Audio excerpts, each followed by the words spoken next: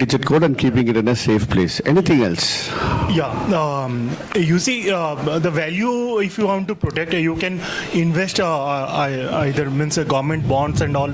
With the money, we can buy government bonds, and gold you can either protect with security guards and all, or you can mortgage it to bank and all. And invest that amount to buy gold. Perfect. So we gave 3 answers. 1 is government bonds, 2 is you can invest the money, and 3 is you can mortgage the gold. 3 answers. Give a round of applause here. One more pen for you. Okay. All right. Thank you so much. Now this is what the problem is all about. You know what is the problem here? Everybody went into a solution mindset.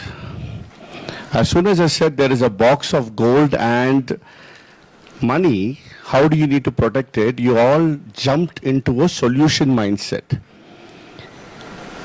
If somebody asked me that, or somebody asked an employee from JP Morgan Chase saying that, how do you need to protect it? First and foremost question is that box in the first floor or second floor? Is it an apartment or an individual house? If it's an individual house, the house has a compound wall. If there is a compound wall, is it in the forest or is there a gated community? We will have 100 questions first we will ask, and then we will design a solution to it. Getting my point, what I'm trying to say? So always ask questions before getting into conclusions. This is what I wanted to start the session with. Ask questions. Do I need the salary and that's the reason I'm joining this organization, or do I need a career growth to join the organization? There could be many questions, but ask yourself questions first before taking any decisions. Don't directly jump into solutioning because we are always in a hurry to jump into solutions. Okay, this is what I want to start this with. The second important aspect, I'll talk a little bit about my journey. I did my Bachelor of Commerce in Loyola College, Chennai. As soon as I completed that, my dad was a colonel in the Indian Army. He said, you have to join the army. I said, okay, I'll join the army. Tough racket. I did my NDA and joined Officers Training Academy, Chennai. Madras Sappers, Medium RT, 136 is my unit. After joining the army, life was tough. 6 years I did a short service commission, SSP. Very, very, very tough life. First and foremost, to clear the PPET, Physical Proficiency Endurance Test. Then after that, to be battle ready after 6 months, you have to clear BPET, Battle Proficiency Endurance Test. Okay, which means you have to do 100 push-ups, 50 pull-ups, 5 kilometers running, hurdles, long jumps, climbing the ladder, climbing the rope, everything you have to complete it in a stipulated time. Now the time has changed. After all that, once you finished, you think, okay, it's done. Every day morning you wake up at 5 o'clock, your PT starts. And then one fine day they say you are transferred in Rajasthan, plus 55 degrees. And another day they'll say you are transferred to Turtuk, which is in Jammu, you'll not know that place, which is minus 22 degrees, or CHN, which is minus 20 degrees. You have no questions to ask. Why are you transferring me? Sorry, it's too cold. I can't be over here. Sorry, it's too hot. I can't be over here. Sometimes we'll get from the commanding center saying that, okay, we are expecting an attack from Pakistan. So therefore, please dig a trench of 12 kilometers in Rajasthan. A trench of 12 kilometers, which should be 5 feet deep, so that it comes till here. And whatever sand we collect, we have to put it in a sand bag, so that when we keep the Insas 4 rifle, it should be between the sandbag and it shouldn't hit you. After digging for 3 days with my entire forces of 12 kilometers trench and preparing sandbags, they'll say, okay, we spoke, there's no more war. Please put the sand back and cover the trench. It's a routine for us. But today my employee says that the coffee is not hot in the coffee machine. Sorry, I'm seeing another job in another company. This is the world that you are living in today. A Jawan, okay, there are different ranks. You have Jawans, you have Nayak, you have Subedar, you have Havaldar, then you have the JCOs, then you have Captain, then you become a Major, then you become a Lieutenant Colonel. Colonel, there are different ranks. I was in a Captain rank. A Jawan's salary during that time was 18,600 was the base salary. With incentives and wherever he's posted, there will be an additional accommodation salary and all that. Put together 24,000 salary. Now for a 22,000, 24,000 salary, every day he wakes up, wears on his uniform, 22 kgs of artilleries. Artilleries means you have your guns, bullets, your grenades, and little bit of food. With his rifle, stands in minus 22 degrees guarding, ready to take a bullet for you and me. How much? For 22,000. For 1 lakh salary, if I tell you to come to work, you say no, work from home is better. Today's world. Now, why I'm starting this is, there is an x-axis, there is an y-axis. Imagine this. X-axis is potential, y-axis is performance in today's corporate. The army had a z-axis and they used to focus on the z-axis. It's a secret, I'm sharing it to you. The z-axis in the Indian army is called a sense of purpose. And that sense of purpose is so strong to protect the country and to protect the civilians in the country. The sense of purpose is so strong. For 365 days, without taking a holiday, with a 22 kgs backpack and with a full-fledged uniform, every single day he's standing there with a gun, standing and protecting the border. Now that is the biggest lack in today's world. Sense of purpose is the biggest lack in today's world. Unfortunately, we cannot reskill, upskill sense of purpose. Unfortunately, human behavior. That should come within. Because the sense of purpose in today's world is how much money I can earn. As soon as I finish college, what is my CTC? Is it 20 lakhs or is it 24 lakhs? It's a very different sense of purpose. I wish all the Jawans or all the Nayaks or all the Subedars would have thought like that. Today our country would not be in existing at all. So my first thought that I would like to share with you is, what is your sense of purpose? Before getting into this complex strategies, expensive corporate words, what is your sense of purpose? Why are you studying your MBA? Why are you studying the first case? Because you can become an entrepreneur without studying as well. Many dropouts have become top level because they had a clear sense of purpose. I want to design something. I want to do something. And they always questioned. Every day apple fell from the apple tree. One guy asked why the apple is falling, why it's not going on top. One guy asked the question, right? Who is he? Isaac Newton. And today quantum physics, we can go to Mars and interstellar travel we could do. Because that one guy asked a question. Mr. Bell was so depressed, his wife was sick in America. Mr. Bell was working as a professor in United Kingdom. Mr. Bell wanted to contact his wife desperately. He has to go on the boat all the way to America. So his sense of purpose, what should I do? He created what? Telephone. All the innovations have stopped. All the inventions have stopped. Why the inventions have stopped? Because there is no sense of purpose. Now we are innovating. There was already TV. The TV became a curved TV now and became more thinner. That's it. Isn't it? There were already a phone. The phone became tiny and it can fit in your pocket. That's it.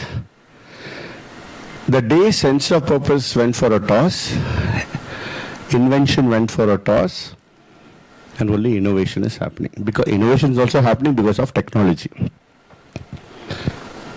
So the big thought here is know your sense of purpose. For this, I want 2 volunteers to come here. Very important. Any 2 volunteers come here. Come, one is here. You can come. Yeah. Yeah.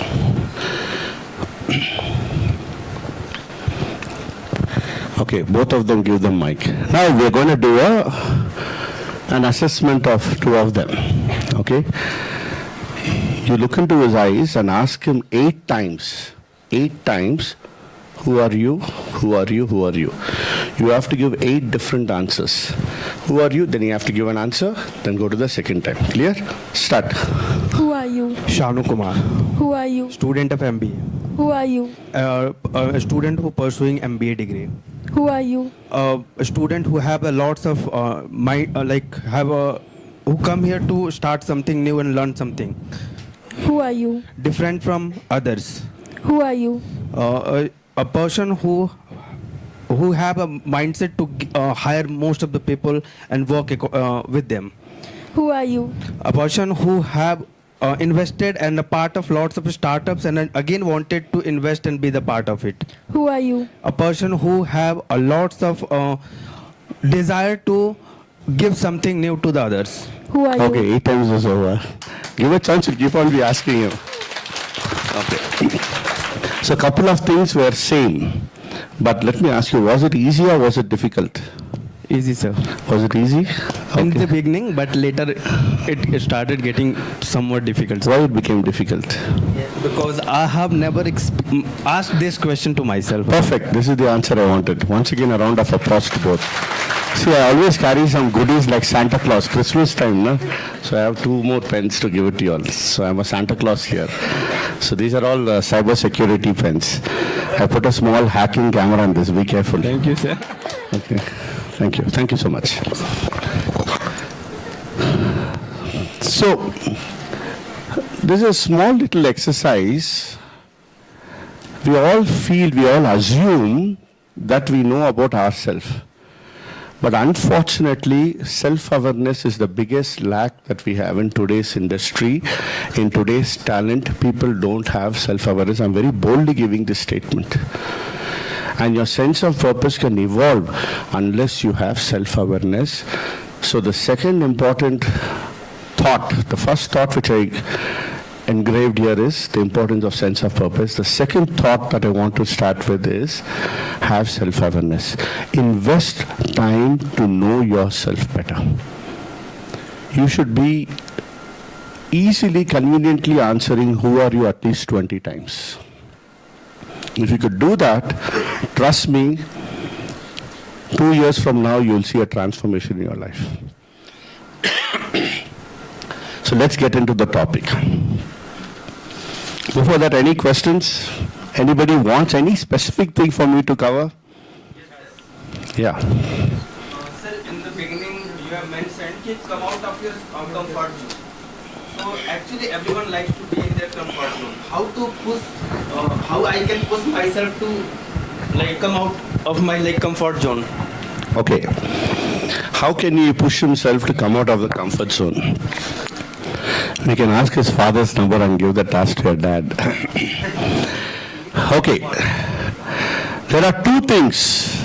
There are 2 things an external force can influence, but it has to come only from within you. One is motivation. You may see a motivation video, you may get excited, but to get up and do a 41.2 kilometers or 42.2 kilometers marathon, the motivation should come within you. Number 1. Motivation is something that can only be driven from within. In the same way, your comfort zone to be pushed is you need motivation. It should come through within. And when it has to come through within, you should be very specific and clear about what's your objective in your life. If not, you will be comfortable. Right? And that is the reason introspecting and getting to know yourself better is what is needed. If not, you will be still stuck in the comfort zone. You will get your salary, you will get your hike, maybe you'll leave a company from 5%, you get a 20% hike, you'll join, then you leave to the third company from 20%, another 20% hike, but after some time you'll get saturated. Okay, so to get out of the comfort zone, you should have motivation, and that motivation should come from within. So for that, you have a very clear sense of objective. Okay?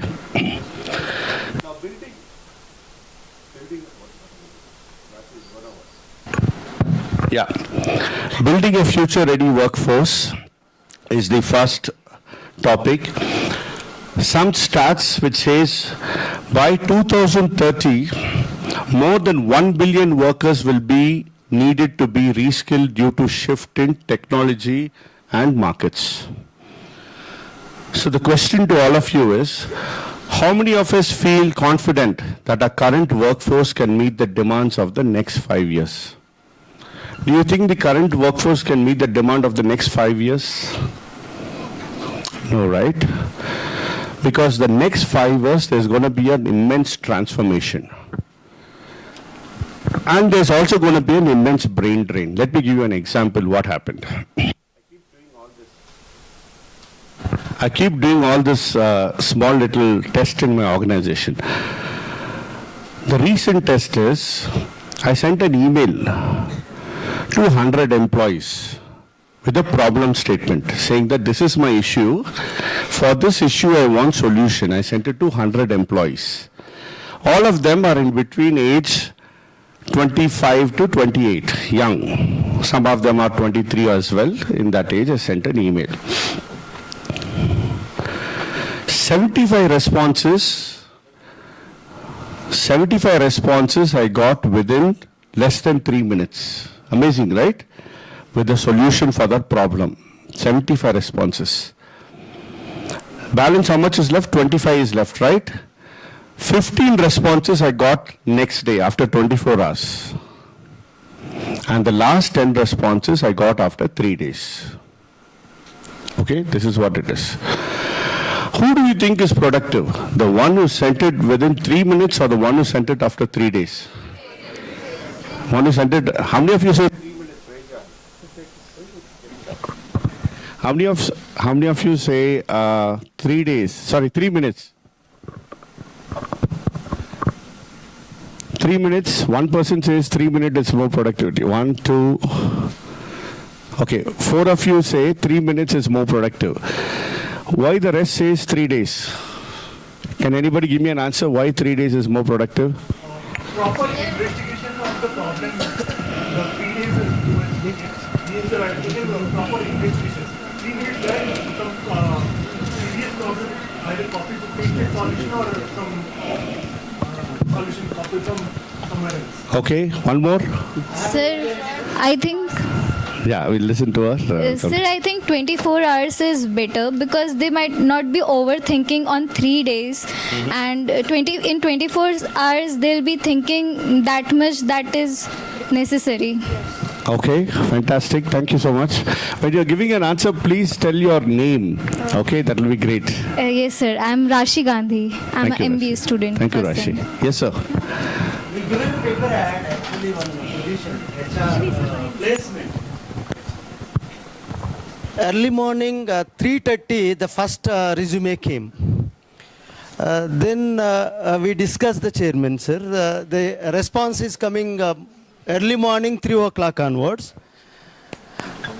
Up to full day, whatever the 10 o'clock resumes, we taken a first level of interview. Someone is, we are thinking good only, but they not came to the organization for the interview. The last who are coming, they came to the walk-in to the interview. Some of them we selected. Means I thought that finally conclusion, the people keep on watching, and wherever it may be, they are putting their resumes and they are applying. Some people, they are very keen. They will go to the study and they will apply, and they are particular about attending the interview also. I have these evidences I seen in the advertisement. Excellent, sir. Excellent example. Excellent example. Now, the interesting analogy is, whoever has replied, the 75 people who replied in 3 minutes, the solutions that they replied were 100% the same. because they copied the problem, put it in ChatGPT. ChatGPT gave the solution, copy, pasted an email and sent. That's it. But the balance 25 were having different solutions to the problem. So what I appreciate you is at least your thought process is right, saying that any problem you need to think through it, use your mind, apply your experiences and then give a solution. So a big round of applause to all of you on this. Going to the next slide now. Why future-ready workforce is important? 50% of jobs will require significant upskilling by 2030. And industries are transforming rapidly due to technology and globalization. What is the population in the earth? Any idea? 8.2 billion people. Okay? Earlier we used to speak a common language. It was called mathematics. 4.2 is 6 in India, in Burkina Faso, in Peru, in Chile, in Nairobi, whichever country you go, it's common language. Today the common language that we are speaking is internet. We are all connected globally and we speak a common language. Unconsciously we are speaking a common language called the internet language. With the growing amount of technology that is happening in place, things are getting transformed extremely fast. I'll give you some examples. Earlier, when I was working in the Apollo hospitals, I was heading HR with Apollo hospitals. In Apollo hospital main branch in Jubilee Hills, we have a big hospital set up over there, 1,500 bedded hospital. Earlier, we used to collect a survey from patients saying that, how are you feeling? Are you happy or not? But today, we have some small cameras which will see the patient's reaction and it will detect whether the patient is happy, what is the pain level that the patient is sitting in, which patient has to be treated first. The camera will give me a data. And artificial intelligence will give me a data saying that which patient has to be treated first and what is the state of mind. That is how the technology is driving today. They were specialists in oncology department only to figure out where exactly is to track the cancer cell. Today I have to put the patient in one machine called the Proton machine. That machine in 3 minutes will tell where exactly is the cancer is. So the entire specialist to detect, the oncologist who used to detect the cancer, gone for a toss. Getting my point? Right? Coding. Coding, any coding can be created just like that on Gen AI. In a second, I could create a coding in Gen AI. A web page, there was web designers. There were web designers who used to design web pages. In 5 minutes, I can design a web page. You'll not be surprised. Few years back only, Naukri used to have something called resume writing services, 3,500, 4,500, whatever they used to charge to write resumes. Today, your ChatGPT will give you an excellent resume. You want resume for Europe, it'll give you European standard resume. You want to apply in Canada, it'll give you a Canadian standard resume. Country-wise, and if you want to apply for a bank, it'll give you a banking industry-specific competency-driven resume. So the world is changing so drastically, transforming so drastically. If you're not in line with technology, which is happening around the world, you are far behind. And that is where the importance of upskilling keeps happening. Everything is going to go on cloud. If you don't know the cloud, you're lost in the weather. So be closer to the cloud. Don't watch the weather report. Watch AWS cloud and various Azure and various other. Although you're doing an MBA, but all the transaction will happen on cloud. You need to understand cloud. The storage, the database, everything will come on cloud. You need to understand cloud, or else you become obsolete. Another important aspects when it comes to the current trend, if I talk about certain key skills, is machine learning, data science, cyber security, Okay, so these are the other practical applications that's going to be there. With 8.2 billion people, 4 million people connected to the internet, everything is going to be vulnerable. And when vulnerability is there in place, everything is going to go for toss. One more activity I've done before coming, I actually placed a small post-it under your seat. You just take that post-it, yellow color post-it, and read that. You just take that post-it and read that. Anybody found it? You found it? Nobody found it? Okay. I just spoke about vulnerability, right? One of the major vulnerabilities is human trust. If somebody from JP Morgan comes and speaks, check under the seat, you're all checking, right? Don't fall for this trap. Along with technology, there is a lot of vulnerability you will undergo, and one of the major vulnerability is just falling prey for everything. Apply, think before you act. Okay? So to share some stories over here, if I talk about certain success stories, is anybody has been through my LinkedIn profile? What is the last certification that I have done? Any idea? Yeah, somebody said it. In my LinkedIn, there's a certification I've done 2 weeks back, an international certification. Any idea? So that's important to see, right? When an HR guy, now think now. Perfect. Very good. What's your name? Huh? Niktakshi. Okay. So I did a psychometric assessment certification called Hogan, which is an international certification. So there's one HR guy in the industry has done one certification recently, means there is something about it, right? So when you see something happening on that sort of certification on your LinkedIn's, you should be one step ahead to see, contact that person, ask, or go to that certification page and see what Hogan certification is all about and get yourself upgraded. So from an army background, moving to a core HR background is the biggest success story of myself. It wasn't that easy. Number one, I have to unlearn a lot, and it is not easy to unlearn. Unlearn is a much tougher thing than learning a new skill. When I went to Dubai, when I asked to do a driving license, it's so tough to get the driving license over there. When the driving instructor said that, can you take a U-turn? With one hand, I took the U-turn, just like that. He said, you have failed.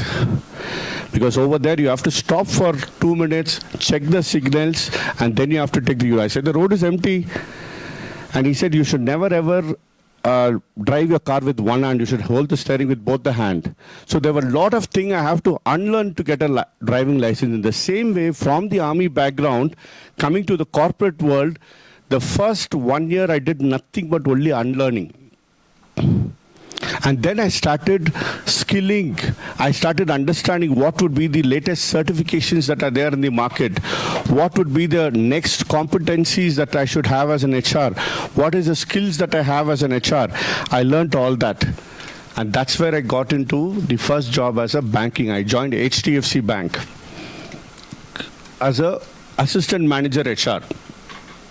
And remember, while I was a captain, I had a big room. All I have to do is just command, that's it. There are 100 people ready to work for me. But here, I was sitting in a desk with everybody else.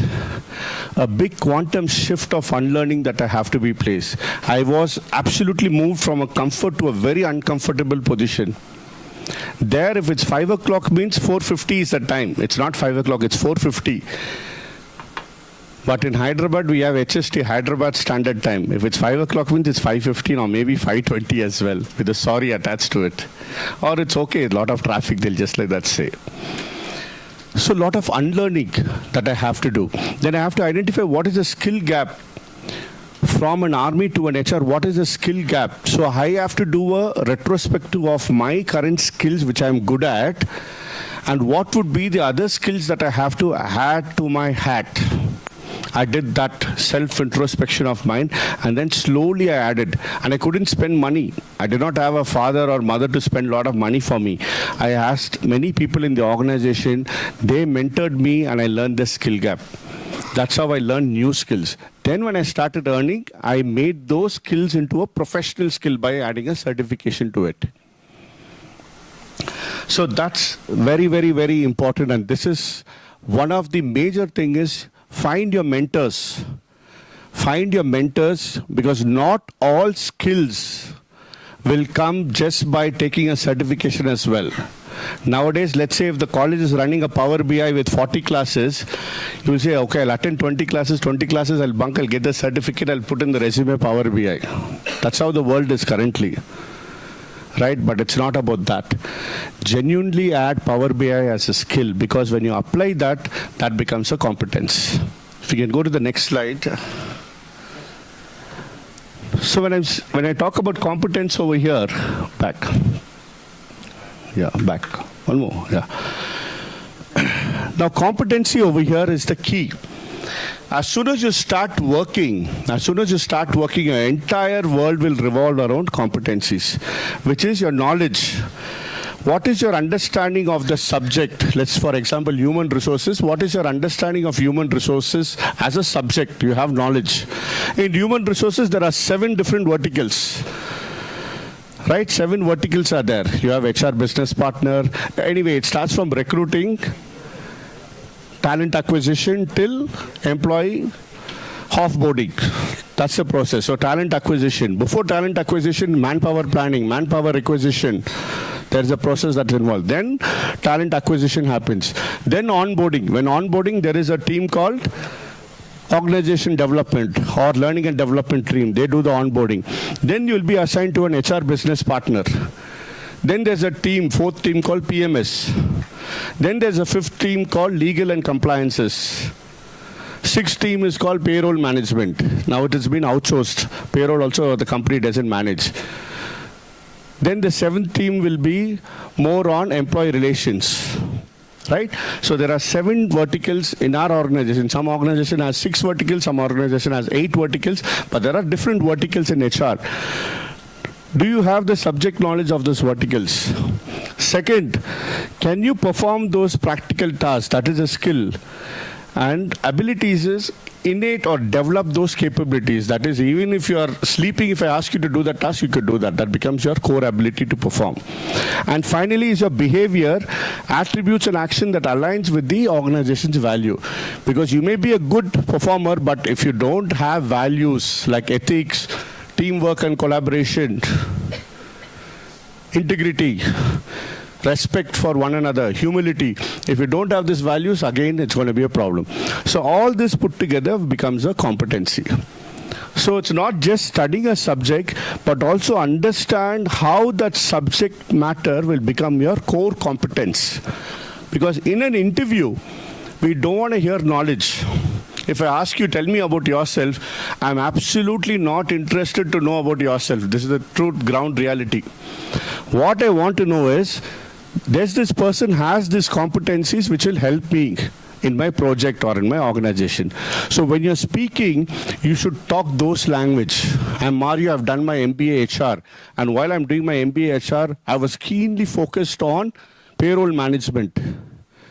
And therefore, I did a project specifically to payroll management where I understood these are the 4 competencies. And I have to work along with team. Therefore, teamwork and collaboration became one of my value. And team with diverse people, therefore respect. I have to respect everybody's opinion. Respect became the second value. Getting my point? So that's where your language should be not skill-based language. It should be a competence language. College is providing you knowledge. Your projects will provide you skills. Once you get mentorship and understanding in depth of it, it becomes your ability, and then finally it becomes your behavior. So talk those language. And finally, if you look at this slide, potential and matrix slide, if you look at it, there are low skills, there are high skills. People have possessed these 2.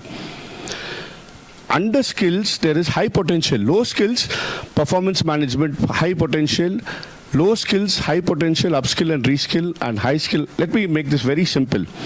If you look at this, somebody who has a high skill, they have a high potential and are ready for a leadership role. That means my skill and the potential, that is competencies for the next role, should be high. So when you look at a job description, understand what skill you are in, and for the next skills in the next competencies in the job description, do I have that skill or not? If not, how do I develop that skill? That's where you will become in a leadership role. So here I'm talking about the importance of understanding competencies and importance of understanding or evaluating, I would rather say evaluating what skill gaps that you are having. Now I want one volunteer, last volunteer over here to do this last activity to make you to think. Come.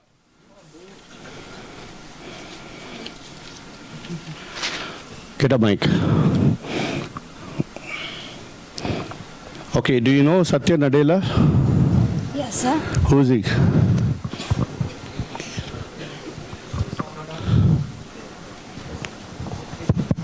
Yeah, closer, mic closer. Yes, sir. Who's Satya Nadella? He's a person of Infosys. Satya Nadella is from Infosys. Okay, where is he from? He's a CEO of my. Anybody know Satya Nadella? Raise your hand. Okay. Okay, you can come. Yeah, he raised first. You can give it to him. Okay, now this is another important thing. Get to know people. Give the mic to him. Okay, you know Satya Nadella, right? Yeah. Yes, sir. Can you tell me what are the 3 competencies Satya Nadella has? Technical competency, Okay. working in a IT company like Microsoft. Okay. If he's a CEO, then the best managerial competency. Okay. And last and least, leadership competencies. Okay. Anything else? No, sir. Okay, so leadership competency you said. Second, you said technical competency. And third, you said stress management competencies. No, managerial. Managerial competency. That is coming under leadership. So I'll consider 2. Give me one more. Entrepreneur. One more. Sorry? He said entrepreneur. Give me your thought. I want you to think. I don't want his thinking coming out from your mouth. So just this 2 only. Just 2. Okay. Thanks a lot. Give him a round of applause here. This is for you. You should know who Satya Nadella. Okay.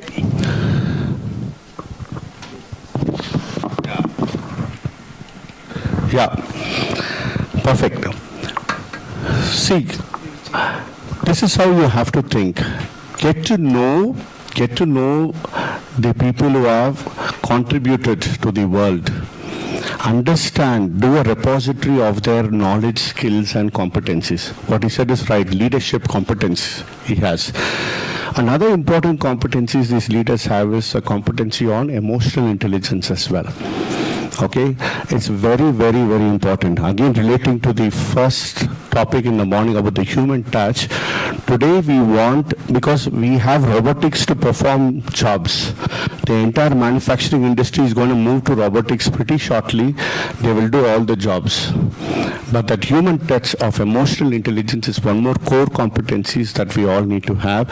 And most of the visionary leaders, they have developed this core competency called emotional intelligence. So don't forget that particular core competency as well. The future trends and call to action is you learn virtual reality. Your trainings all will become virtual reality.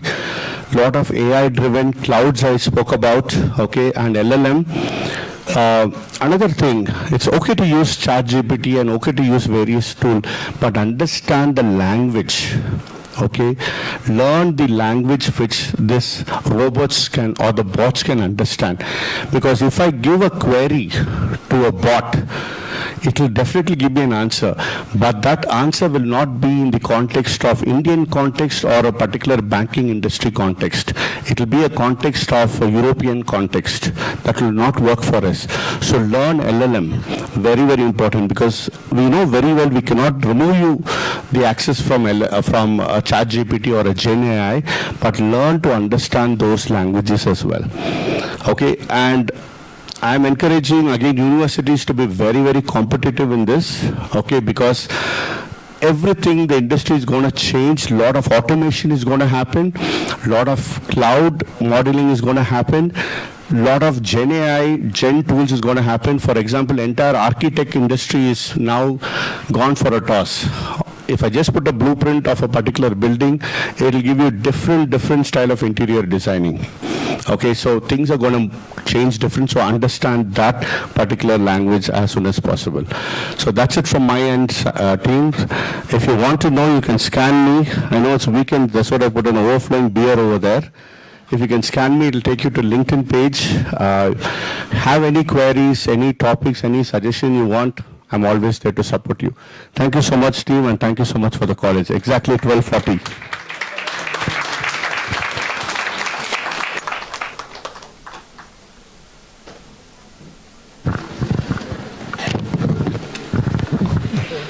Thank you, sir, for such valuable insights. Now we will have a panel discussion on leadership in digital era, adapting to new workforce needs.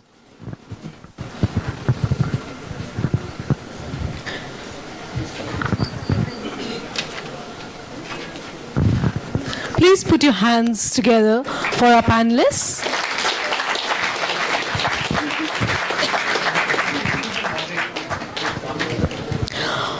I would now like to introduce the moderator, Mr. Buvanesh Kumar, who is an accomplished HR professional with 15 years of experience, of diverse experience including IT, electrical manufacturing, FMCG, and healthcare, holding a BCom degree from the University of Mysore, an LLB from Karnataka State Law University, and an MBA with a specialization in HR.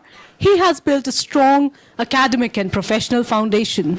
He also holds a postgraduate diploma in labor laws, a Six Sigma Green Belt certification, and is an Aon certified compensation professional.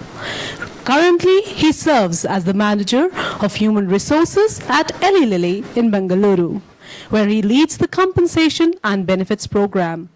Mr. Buvanesh is also the honorary president of the National HRD Network's Hosur chapter, a role he rose to from being a student volunteer, inspiring others with his leadership journey.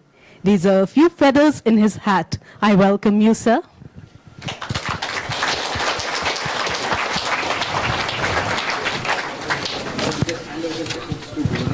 He will handle the panel. Thank you so much. Good afternoon, everyone. My sincere thanks to the management of IIBS, Professor Ayyappan, and on the student volunteers for making this session happen. So without further ado, let's jump into the session. So first of all, let me introduce my fellow panelists before I start talking about the topic in hand today. So first, let me introduce Ms. Jaya Bhavya. So Bhavya here is a seasoned HR professional with close to 15 years of experience. So she currently spearheads HR operations at Ampe Technologies. She has a wide variety of experience from biotech, manufacturing, healthcare, legal, and IT. She holds an MBA and LLB degree, fellow lawyer.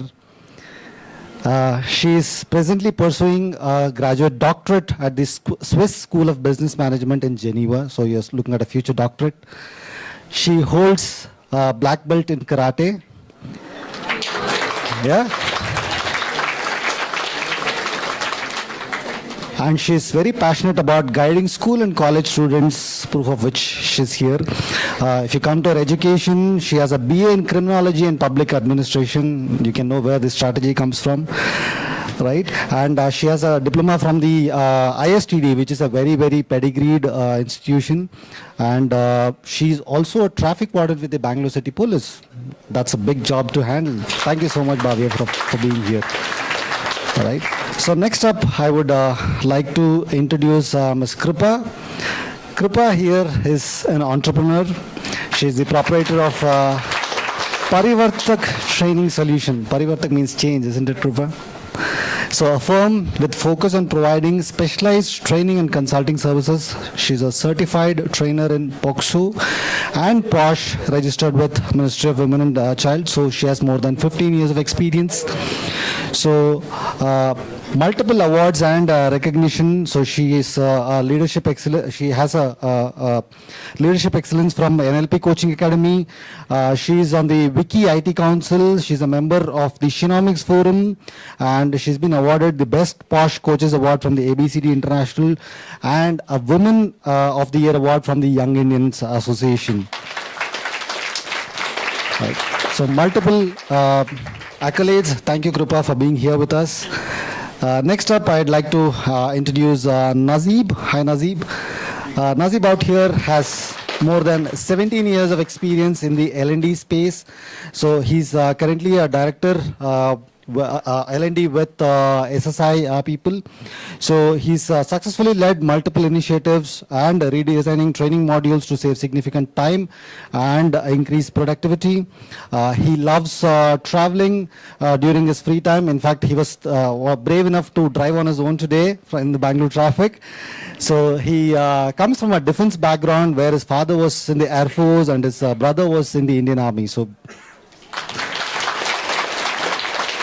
So you will know where the Josh comes from today, right?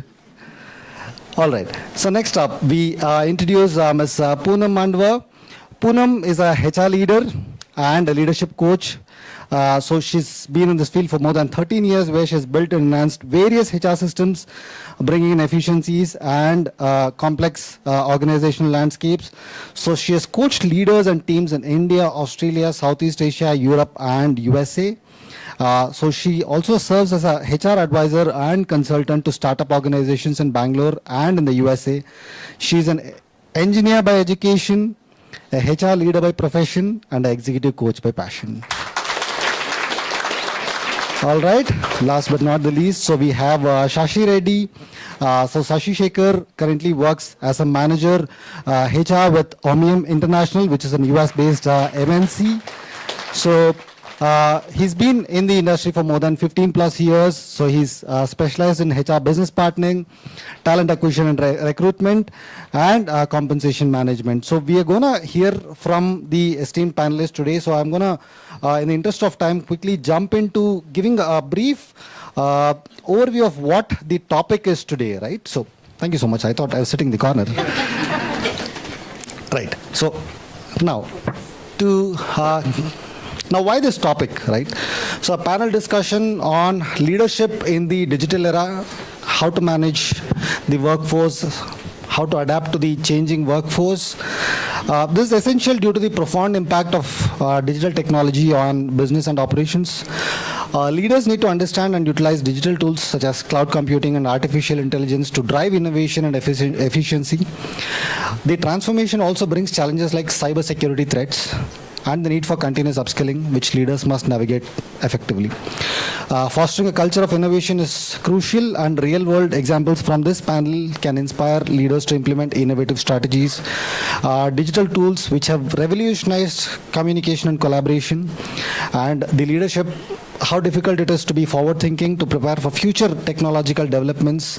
And this panel, I hope, can provide insights into staying ahead of the curve, networking opportunities such as these, which can foster a sense of community, leading to valuable collaborations. And you, as students, will be a part of the upcoming workforce and take up leadership roles as you grow. Right. Now, how we're going to do this is we have a set of questions for each of these panel members. So I'm going to pose them, and we'll possibly get about 2 minutes for each question for each of the panelists to answer. And we'll have about 10 minutes for student interaction as a Q&A. Does that sound okay? Right. Okay. Now, we'll start with Poonam. Poonam, how has digital transformation reshaped the concept of leadership in today's business environment? So, with so much digitalization happening around us, right?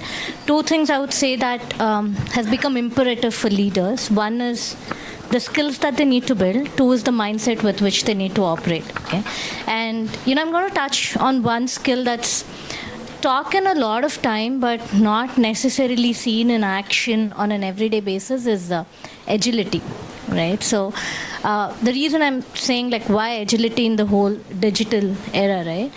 Every day you have some new technology that's coming up, you have some new tool that's coming up. How much of this are leaders actually embracing?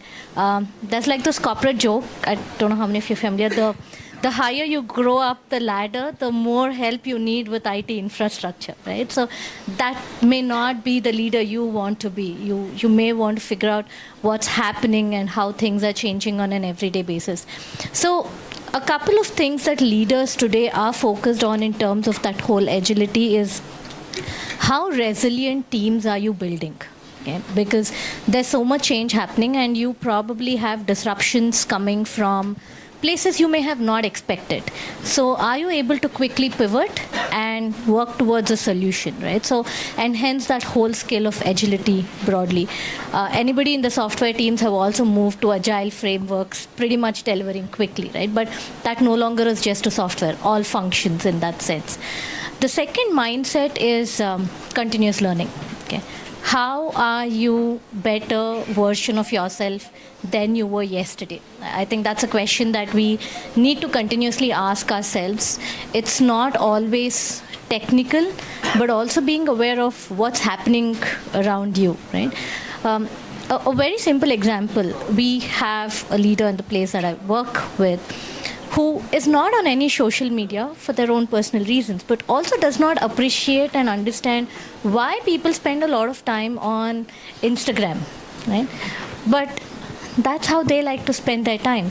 You may choose not to be part of that social media, but are you putting an effort to understand how are they engaging themselves on that platform?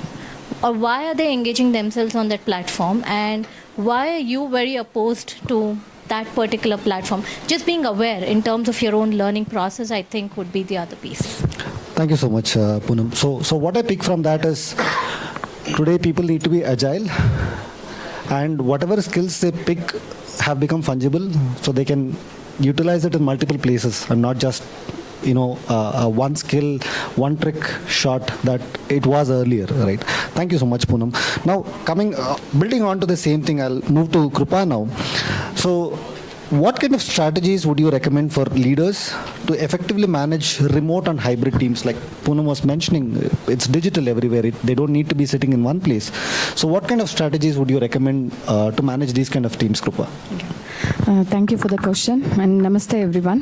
How many of you remember that what all the education of us? You remember the belt, right? Black belt. And you also remember such police warden.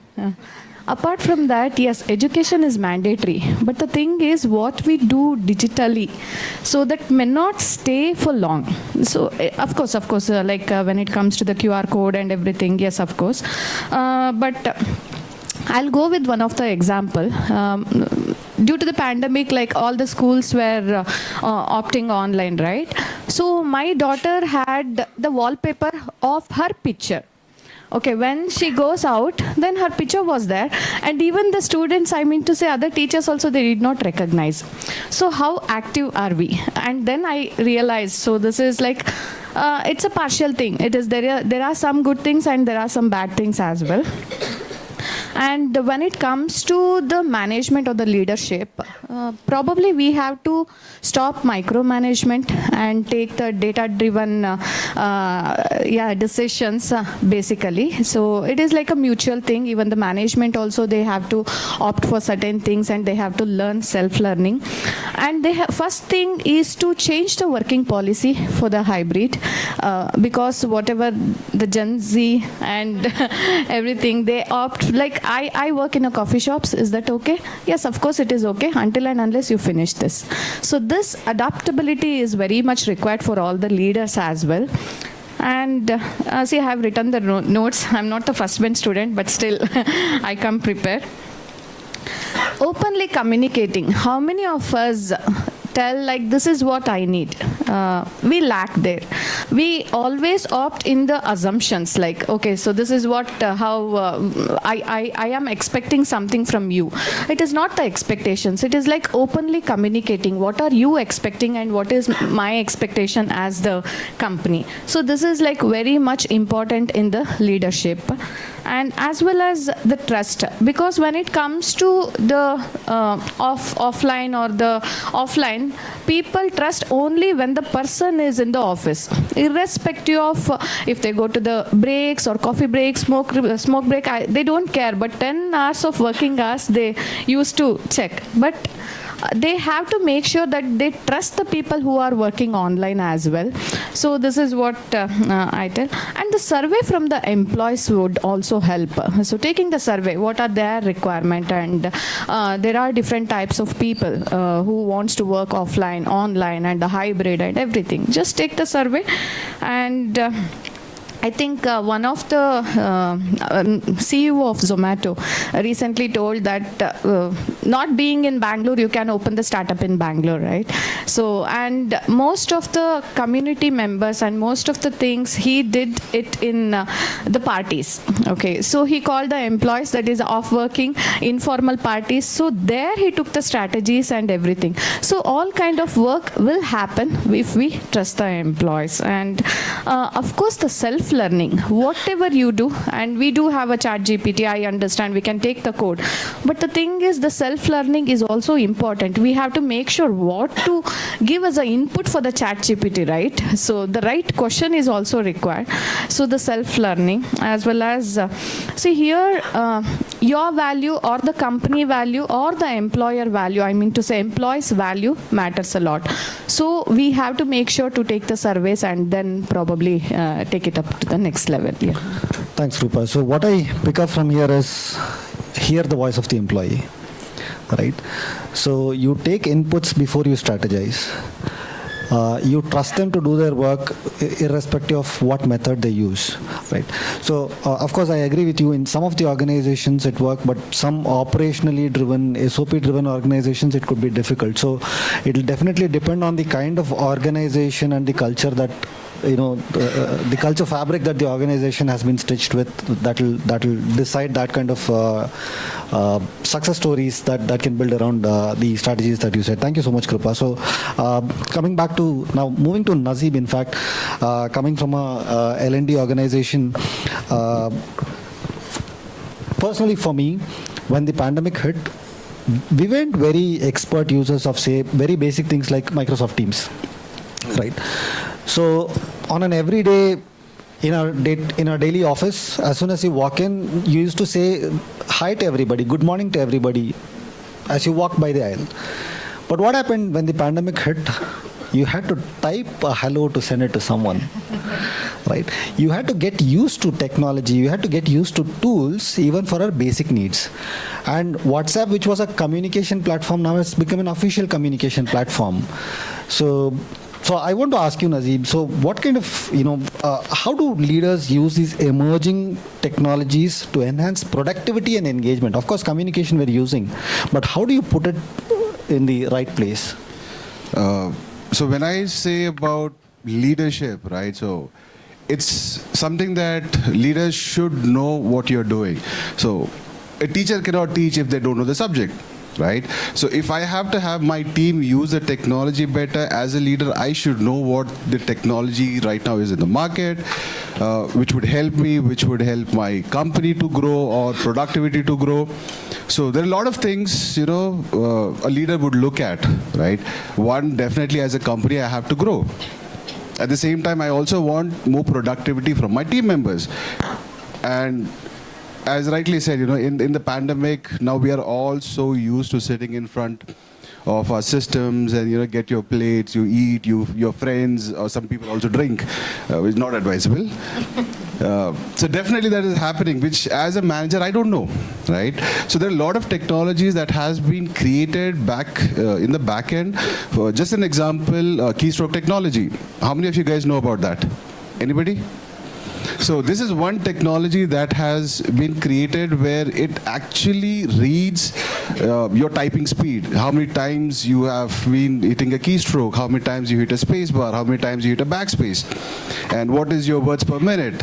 And it will actually read everything, keep it in the data, and when it is a mismatch, it throws back to the manager saying something is wrong here. Right, so, and we also have something called Metal. I'm not sure if you guys have heard of it. So this is one hiring tool that has been implemented where it actually looks through your camera everything behind you. So if there is a second person coming in front of the camera, it auto captures it. It raises an alarm. And if there is a second voice that has been heard on the camera and the mic, it will also again send an alarm to the manager. So technology definitely has grown a lot, and these technologies is actually now helping the managers to get more productivity. But I always say, to the office, work, peer-to-peer connection, and you will definitely get that pressure off your head if you're with your peers. In the office, just go for a coffee break, right? So that's pretty much, I would say. And we also have a lot of tool collaboration or integration, what we call it, right? So I use one application, Microsoft Teams has developed something saying, okay, you're using X application, let me help you get the data wherever you want. So technology has just skyrocketed. It's just leaders should know which application to be used to be more effective. And definitely these technologies are not cheap, right, for the company. And for the company, again, I would say employee wellness is definitely one important factor.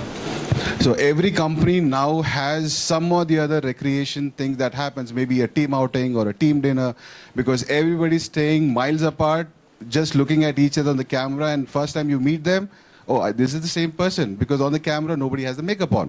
But when you meet people face to face, you can see a lot of makeup on, and then you have decked up properly, right? So that is one thing, that wellness program is something that most of the companies are right now, emphasizing on. I would also, last but not least, we have always been taking feedback from our own employees to see how we can, do things better. And that feedback is definitely important. And I think most of the companies, I think even now, the moment you go to an ATM or a bank, immediately you get a response. How was the conversation? How would you rate it? What could be improved? Right. So these things actually help the company to improve the connection with the employees and get a better results using the technologies. Thank you so much, Nazib. So I totally connect to what Nazib was saying. All thanks to Instagram filters. Yeah. And how people misuse technology also, right? We've had so many instances of fake candidates and somebody else interviewing on behalf of somebody. So how are leadership equipped to do all of this, right? Imagine the toll that it takes on the manager. They'll need to have their own deliverables plus also track all of this which they've never heard of, right? And in fact, Nazib picked on a very valid point about wellness, which is where I'm going to move to my next question. Because just before we came into this room, all of us were having a conversation, and Bhavya brought up a very valid point about when we're working from home, there are days when we've had our lunch at 4 p.m. and 5 p.m. Very true. So, Bhavya, the question for you is, how can leaders ensure the well-being and mental health of the employees in a digitally driven workplace? So the leader these days should understand it is more of collaboration and more of inclusivity is what we are looking. And also there is a shift major shift in the kind of people we are hiring now. So before this, when we were having a discussion, so I was talking about there are different generations which we see in the organization. So the current organization where I work, it's a 28 years old organization. We have people who are associated with the same company for past 20 years, 25 years, 10 years, so on. So we have people from baby boomers generation to Gen X, Gen Z, and like we being millennials. So the outlook is very different, and we should understand, the leaders should understand we should have a different strategies to deal with this different generation. The strategy I used to deal with the millennial will not work with the Gen Z. So I manage a team of 6 people who report to me, out of which most of them are millennials, and 1 is Gen Z. And I think most of you are Gen Zs here, right? So the Gen Zs, their outlook is different in the sense they want everything quick. They want to see quick results. They want to shift their change. So they start with something. After 2 months, they're bored with it. And with this fast pace of expectation, what they have, they are looking at many things, and they get into anxiety attacks. So I like very often hear from people that I had an anxiety attack. So for us, the millennial, if you give the same scenario, it is not an anxiety for us. So the organization needs to have that empathy towards people to understand their stance. And also, like my current organization is into retail, and where people who are working in the stores are expected to work for an 8-hour shift. They have to stand throughout the day because of the nature of work. They get into some, the health issues, or they need the well-being. So we are partnered with one of the organizations who help us help our people to come out of the anxiety attacks or the depression they get into. So well-being, it might be physical or mental. It is very important because of the major shift in the generation and their outlook. Thank you so much, Bhavya. Very, very valid. In fact, today organizations, apart from programs focused towards physical wellness, also have programs towards mental wellness. Most of the organizations today have an employee assistance program, which means you can get a free and anonymous counseling service done, not only for you, but also for your family members as an employee, right? So these are things that are coming up. Like Bhavya said, it could be how the generation perceives a certain situation.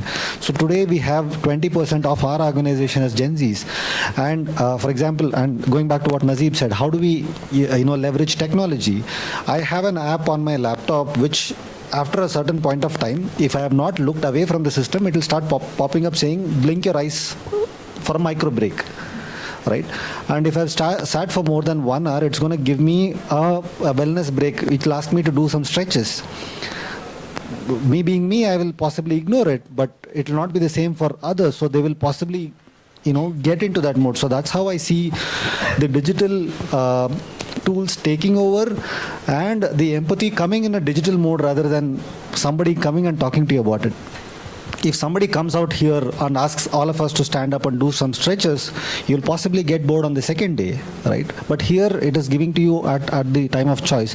So this is where my next question to Shashi is very, very important, because these are things that leaders will need to imbibe. So what would be the other essential skills and competencies, Shashi, that leaders would need to thrive in this digital first world? Because today if somebody has a headache, they'll not go to a doctor, they'll Google.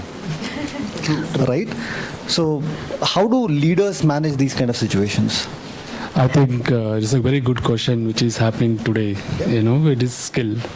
See, I would say, we may do what are the skills required in the. I don't need this one, right? Am I audible to you all? Yes, sir.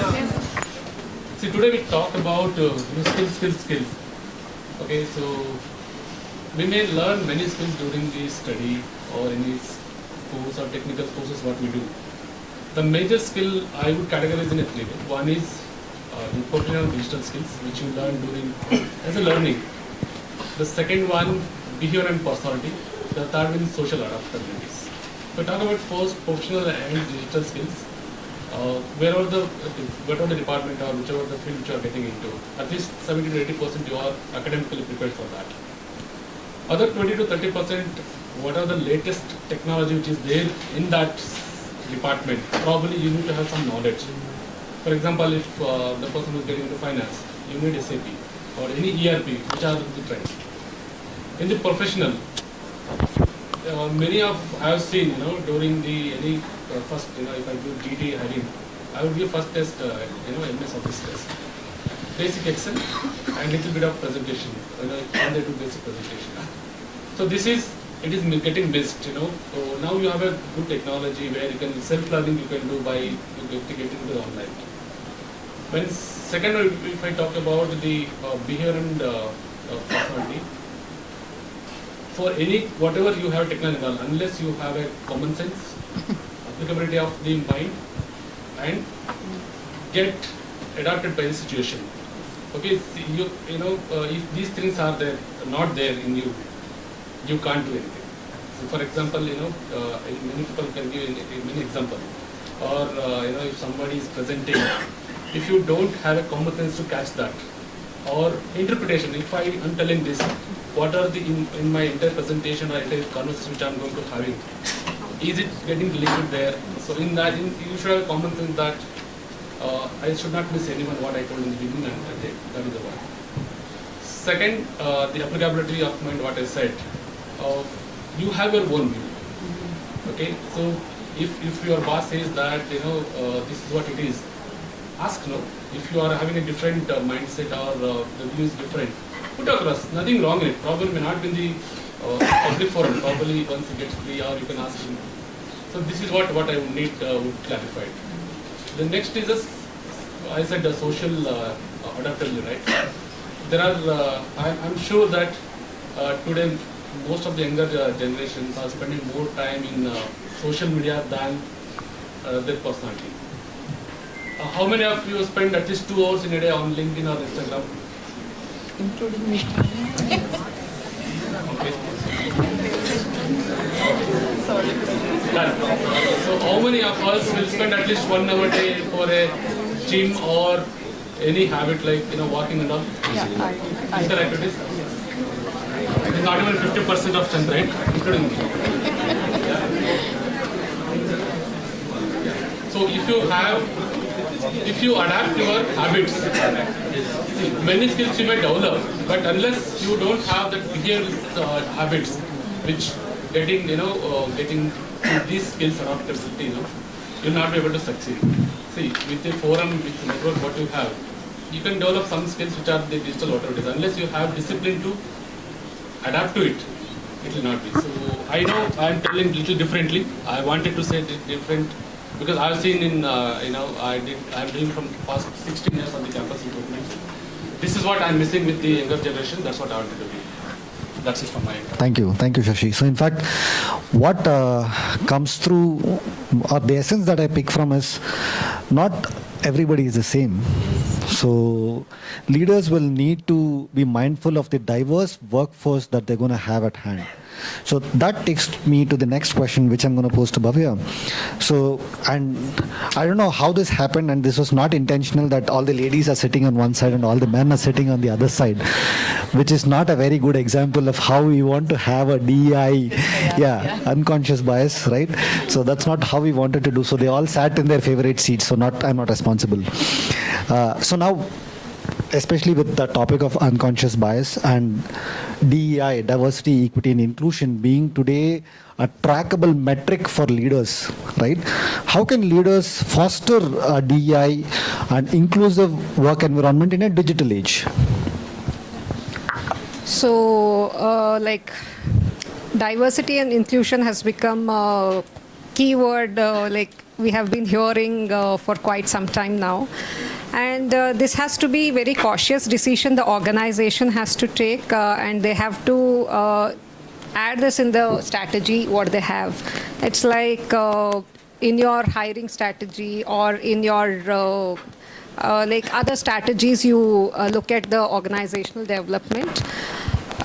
Because this has definitely have an advantage when you have diverse workforce, when you get people from different generations to different, it will help in the decision making especially, because they bring different perspective. And also the diversity and inclusion, when you're doing it, it should not be a sake of doing in the organization, they should practice it. And when you're doing the same, the efforts, you should also provide certain,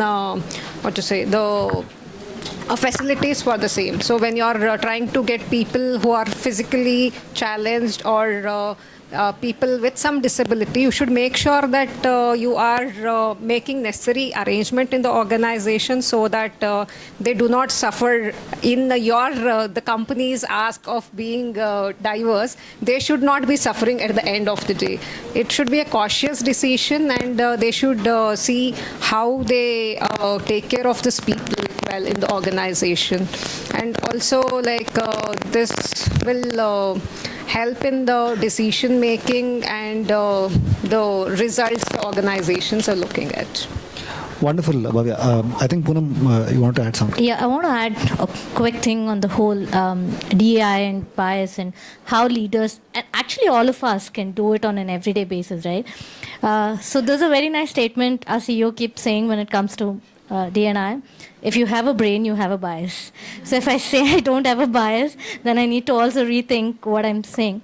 So all bias is not bad, and bias sometimes is good. But if you think of how we could really implement it at the grassroots level as individuals is, if you have a room of, let's say, 5 or 6 people, and a majority speaks a language, are we even being mindful that the other person cannot speak the same language as we are speaking and continue to speak or identify a common language, right?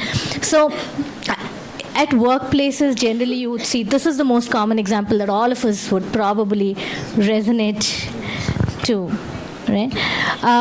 The other piece also is, I would have had an experience with one particular individual from a religion or, a community or a place or a location, and I then generalize it across all. It could even be gender for that example, right? So just being mindful of what are we saying?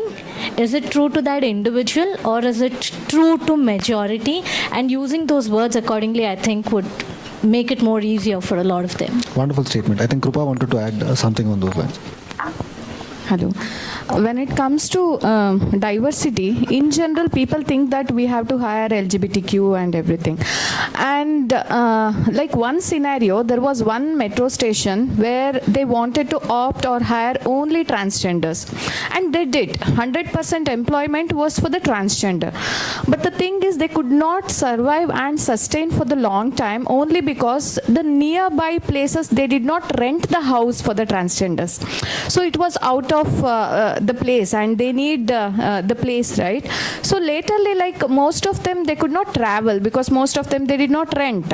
So what are the facilities are we giving? See, we are hiring them, but the thing is where they stay. Finally, I think only 2 to 3 transgender they could survive amongst like 50 plus. So this is one thing which I just wanted to cover on the transgender. Thank you, Krupa. Very, very valid points from all 3 panelists out here.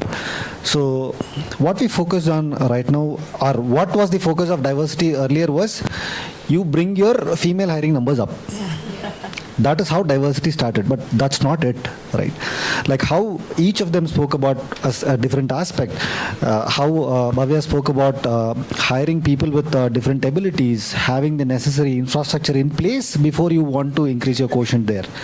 Having transgenders, do you have a gender neutral washroom at your premise, right? Now, what I'm going to talk about is how all of these fits into the digital world. All of that was physical infrastructure. Now what's happening with the digital world, in the digital workplace? They can stay wherever they are and continue to work, right? But is that how you want to continue? No, because then how are you including them into your work culture? Now what needs to happen is the sensitization before you hire somebody.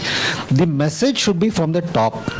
Does your leadership have the necessary buy-in? Are they sensitized about hiring somebody with different ability, somebody from the third gender, somebody from the native language, somebody who can only speak the native language who does not know, or somebody who's blind, somebody who's hearing impaired, right? So what kind of infrastructure have you built for them? So there are organizations who have hired these people and have, enabled an inclusive work culture. So while we are doing all of this, something somewhere gets missed, which for me is my essence of the next question, which is the ethics. right? What kind of ethical consideration, Shashi, this is for you, right? So what kind of ethical consideration should the leaders keep in mind as they navigate the complexities of leading in a digital era? I'll just quote another example before I pass the mic on to Shashi. Now, we spoke about Zomato, we spoke about artificial intelligence. So today, whatever you're speaking, the next half an hour, you see the ads on your mobile phone, right? You want to eat gobi Manchurian, Zomato will make sure that you are reminded of it. While it is a beautiful initiative and a beautiful feature to have, somewhere I am not very convinced about the ethical considerations that go into making these decisions as leaders. So Shashi, some light on that. In fact, when it comes to ethics, it should always stand by self, be it with leader, be it with individual, be in the professional organization or be it at home.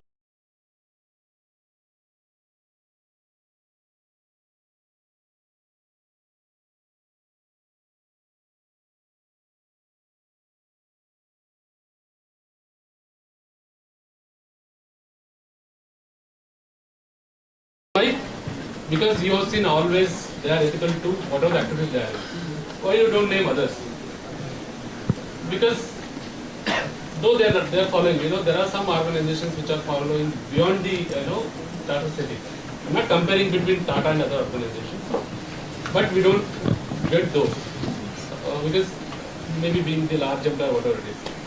So when it comes to ethics, it should be driven from top, people say. I would always say it should not be driven from top, it should be driven from everybody. In any of the decisions you take, it should be ethical. For example, if leader is having one meeting, if you take some decisions, he would refer before that what are the ethical standards I am making in it. Overall, the people are getting impacted. Am I responsible for to them or not? And keep them informed that if anything is going to affect certain things, keep them communicated. In that way, you have taken informed decision. So then, being as you have seen, so many organizations, you will find some of the wrong practices or unethical practices in maybe some departments like supply chain, where other external vendor interactions are there. But that is a vulnerable area and logistics. But the person who is holding responsibility of the leader in that particular department should have high ethical standards led by him, then followed by their team members. If being a leader is not ethical, any leader cannot build the department or organization. So that is the one. And also with the digitalization coming in, so as rightly said, whenever we get a cold or cough, we get into Google rather than getting to doctor. But certain things you have to go to the specialist only, right? Yes. So that thing we should have in our mind that everything we should not Google it. Yeah. Then the last thing what I would say, if you look at our fathers, our ancestors, they had more ethical standards than us. I'm openly upfront, I'm telling you, and I don't want everybody to accept this. Think about it, how our parents had, our ancestors had, and what we are having today. Please, if you are having ethical standards or building towards it, your friends or children who are there, they will follow you. So these are it is going to affect a lot in your current role or whatever the roles you take. And people will see you that if you are an ethical person, you will not be questioned anywhere in your the practices. That's what I would like to. Probably, Anybody? Yeah. Yes. Very well covered. So, in fact, I remember an anecdote from one of my previous bosses. So he was randomly asking us questions. How much would you rate yourself on this skill, right? Communication, your personality, whatever. So, and he gave us a rating scale of 10, right? How much would you rate yourself? So, of course, you would want to leave some scope for improvement, right? You don't want the boss to question that you are a subject matter expert now. So, when the questions came in a very fast-paced manner, in a rapid manner, there was one point when he asked about how much would you guys rate yourself on integrity. So, a lot of us started saying 8, 9, 7, whatever. He said that is one area which you can never be less than 10. right? Which you can never be less than 10. So that is something that you as students, you as the upcoming workforce should have in your mind. Ethics and integrity, non-compromised. Can never be compromised even for a single percentage. So that's something that we will need to imbibe in ourselves, right? So that's a wonderful message that Shashi do. A big round of applause for that. Right. In fact, today a lot of MNCs have dedicated ethics and compliance officers. Dedicated ethics and compliance officers to build those guardrails around. All right. Now, this is where making decisions become important. And to make decisions, there was an era where people went on gut, went basis instinct, right? And they were successes at that point of time. And do they continue to do that? Not really. Today, everything is data driven. Right. So my next question is to Krupa. Now, I'm sorry. I'll go to Poonam. So, how important is data-driven decision making in the modern leadership? What kind of tools or practices can support these kind of an approach, Poonam? Sure. So I would firstly call decision making a combination of both art and science.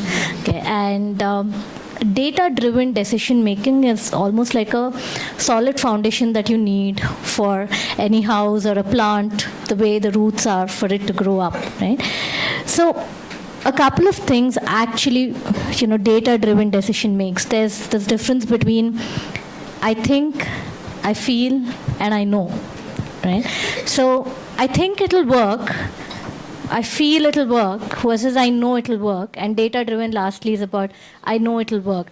Now, I'm not saying we have to discard the thinking and the feeling, but the minute you look at I know it'll work, you're looking at different parameters of why you think it'll work and why you think it may not work, and then ask yourself these questions of how would I feel if I do this? I'll give you a simple example. In organizations, you have different policies, right?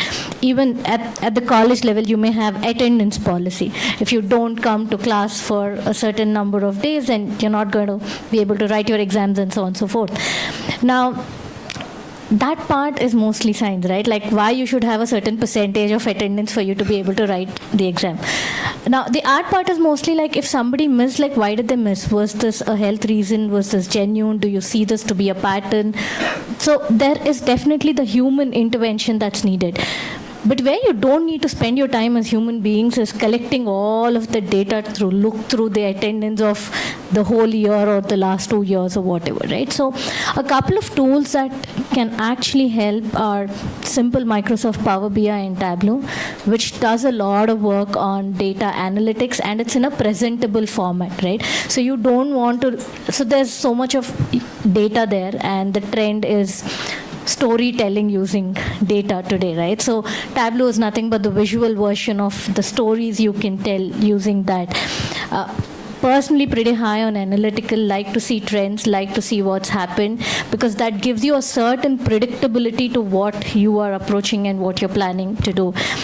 So as organizations, I think it's very important that you look at data in any metrics that you're using. Even to, one topic we all have been speaking about is DNA. I'll give a very simple example from that of how you can maybe use decision making even with that. We have a target as an organization of saying we want to have 30% of women leaders in the leadership roles by 2030. Nice, ambitious goal, but how are you going to get there, right? You can't keep hiring people externally or promote people. We said, let's go back and look at our recruitment funnel. Okay, and how are we bringing in different profiles of people? And we said, let's make the source correct. And the simple thing that we did is we observed that for what was our previous historic data of how many female applicants and how many male applicants were we sending to our hiring managers. And we said 30% of the profiles need to be women employee profiles. We're not saying hire women employees or change your decision. But if we don't keep the source mix right, then you're not going to be able to work through, right? So that decision of coming with that 30% was looking at the historic data. It's a wonderful example talking about a source mix and the funnel itself. So historically and statistically, about 40% of the profiles get rejected, right? And today when we're talking about digital, are our AI algorithms trained to make sure that they don't get rejected?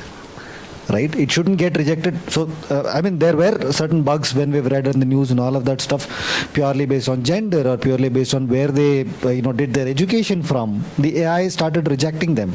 So, though technological advancements are good, a human touch, like our panelists were earlier saying, an empathy and a human touch is definitely needed in certain places.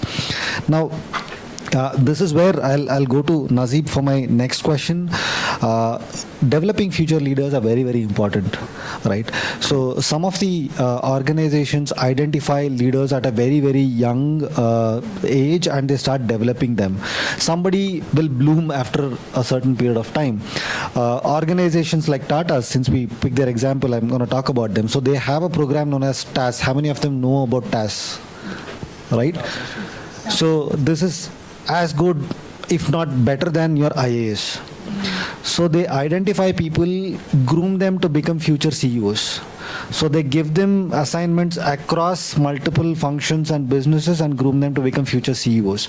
So in today's digital world, how important is it to develop and groom a leadership? And are the leaders today equipped to handle digital disruptions? Because most of the startups that we're talking about today are disruptors in their respective spaces.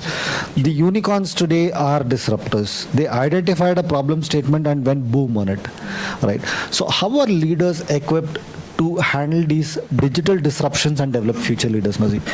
Okay, so when we talk about leaders, future leaders, what do we look at, right? First thing we look at is, are the new leaders open to change? Because change is one thing that is constant, right? So are the leaders open to change? Are they accepting the change? Are they able to implement the change for good? Right? So this is something that we initially identify. So for example, myself being a leader, I have to promote somebody as a manager. What do I look at? Do I look at his numbers alone? No. Numbers is secondary. We always look at how the person is able to interact with everybody. If a change gets implemented, how is the change being handled by the person? If there is a new technology coming into picture, is the person able to adapt to the technology? Right? Because technology always has its own pros and cons. So as a leader, do you know what the pros and cons are, so that you are better equipped to design a process flow so that you have a smooth transition with less errors, right? And we also have to look at strategic thinking. How strategic thinking, how well the person is able to think. If there is any issue that pops up, the person gives up easy, or the person would think out of the box to get the solution for it, right? So, I mean, I would always, this is something that I always go back, when I do my hiring, is the greatest of minds I've always found in the last benches. The first benches are more towards like a bookworm, but your last bench, these guys are crazy. They know how to get work done within in a minute. You don't study for the entire year, but you still pass. That's actually, even I did the same. Having said You're that... letting out a lot of secrets out now. Okay, don't follow me, guys. No. Apart from that, we also look at, how do we reward, right? Because nothing comes for free. So when a new idea is being shared, when the company is making some profit out of it, we always link it to, give you something back, right? So rewards or recognitions or bonus or something, incentives. So we always look at, giving. And this actually promotes you to think out of the box. So future leaders are, you just have to identify the person. And when the person fits into all these categories, all we have to do is nurture the person and just give him the right direction, right guidance, and that person will definitely excel. So I would like to add, so Naseeb was mentioning about the constant change which is happening. So also using data for your decision making, which is very important. But at the same time, you might be thrown with a scenario where you don't get reference to. When COVID came in, nobody was expecting, and I was part of a IT firm which had to where only people were not given laptops. They used to come to office, work in their systems. Within 3 days, the IT team was asked to arrange the work from home option where people can connect from their home, because there was no other option. People had to sit at home. And at this point of time, the leader should be able to take the calculated risk and also allow the team to experiment. So you should make sure that your team is experimenting something if they have a gut feeling that it would work, and implement their ideas, and also fail fast if something is happening, and also learn from the setbacks which you had. So this will also help, because for everything, every problem you come up with, there won't be some reference sometime, as always. Okay. No, wonderful, great point. I think the buzzword there is fail fast, and if you can add to that is fail forward. Right, you take a learning and then you move ahead. So when you're failing, it should not set you back by whatever levels it is. So you should have fallen back at the same level and be able to move forward. It's a wonderful point, Bhavya. Thank you so much. And in fact, it is also in situations like these where you don't have a data to back up. Right, this is where your gut, your instinct will help. And it will also depend on what kind of culture the organization is from. And this brings me to the question that I want to pose to Krupa. So in a digital era, how is the organization culture influenced, right? And how should leaders navigate this change? Okay. See, when it comes to the digital era, whatever it is, human knowledge, it matters a lot. And I'm not sure whether this is right or wrong. Elon Musk, he had given a statement that there will be a cat girl who can also be a pregnant and a perfect wife. But how many of men needs that lady? Okay, so basically it has to go hand on hand, even the digitalization, whatever it is, and with respect to the human personality. So one thing I would suggest is build within. Know yourself very well. We know others very well. We can question others very well. But what I see is the challenge when you go to the interview, people ask, tell me about yourself. How many of you are well prepared for that particular question? They don't know. One is a complete name, yes, and the place they come in. Apart from 2 to 3 statements, they don't know anything. So what I would suggest is development, self-development or the personality development. Have your own personality, have your own identity. I do understand, because when it comes to the social media, all men are acting like women and women are acting like men. It is like that, and we get influenced by that, right? So have your own personality, one thing. And with regards to the leaders, they have to understand the different types of people outside, other end. So basically, few people are kind of a morning people and few people kind of a night people. And if they ask me to get up by 5 o'clock and start your shift, I can't, okay, and I will not. So this is what it is. And few people, they are very good, I mean to say, at the evening times, they work lately, right? So more productive, yeah, of course. And apart from that, there are certain people who are good at indoor and outdoors. Okay, so take the people with the different strategies. See, this is what the diversity, inclusive, and equity, right? Equity comes into the picture. So different types of people, and there are so many people, kind of a big chunk and a small chunk. I need not suggest so many things to the person. I can just tell, please get it done. They will do it. Or in the other hand, I should suggest them what to do and how to do and when to do and all those sort of things. So these are the things which leaders should understand about the different parties as well. And adaptability is mandatory, because it is changing, and even my parents, they do not want to do the digital online payment. They just carry the cash few times. And and a few times they don't have the change. So they end up giving the 100 notes and 500 notes, okay. So adaptability is mandatory and we have to follow certain things as well. And see, when it comes to the prompt mental health and mental well-being and these sort of things, I came to the scenario where the system will pop up telling like, please go out of the system, right? So have some messages like special interest groups within yourself, and when you wanted to meet up the people, because when it comes to the hybrid and everything, everybody are working online and we don't know. And how many of you agree that we are very good in chat and not in front of each other, right? So we can't even talk for 5 minutes actually, and we can chat for hours together. We can chat in and out, okay? But the thing is, make sure that it has to be on, like there should be a balance. That's what I feel. And know yourself very well, so that will help you, of course, for the show. Yeah, very succinctly. I think Poonam wants to add. Yeah, I just want to add to what Krupa said. There's a phrase called strategy eats culture for breakfast. Right? So you could have the best of the strategy, but if you don't have people aligned and you don't have the right culture, that's not heading anywhere. I think with what Krupa said, that's what came up to my mind. No, absolutely. And irrespective of where we are, what we do, for any example, when we talk about ethics and culture, if we are talking about Tata, it is not because of their strategy, it is because of their culture, right?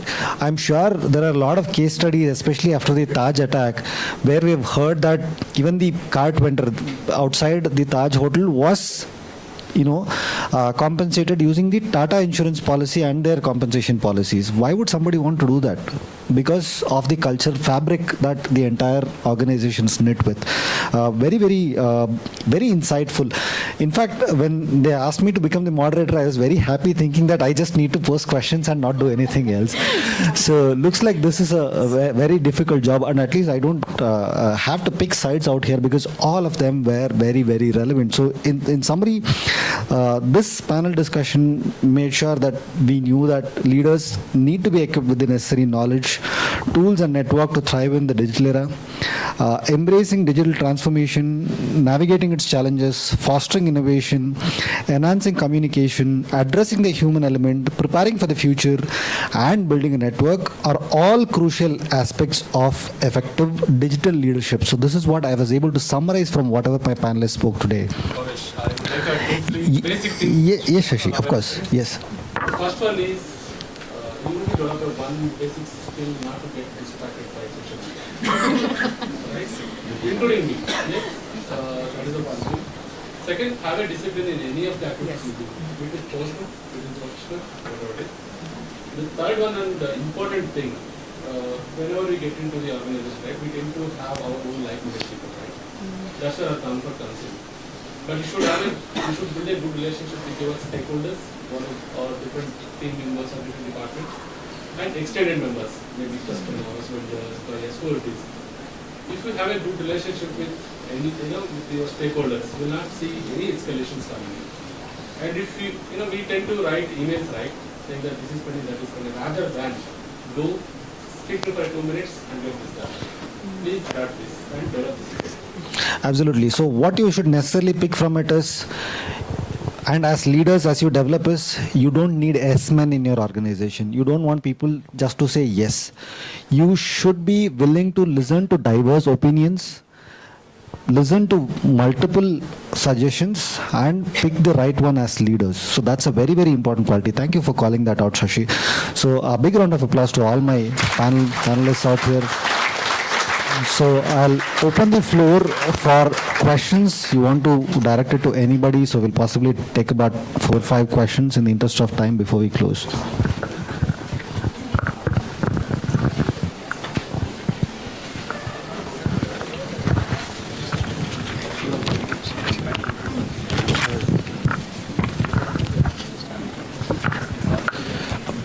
Very good afternoon, sir, and thank you for your presence here. It's very helpful and knowledgeable for us. So I have a few questions, sir. First of all, what are the major challenges you are facing while hiring and managing your workforce in the era of work from home and work from office? And second one is, which one is more productive and we can say innovative place to work? Either which one among this, like work from home or in office? So these are the two questions I want.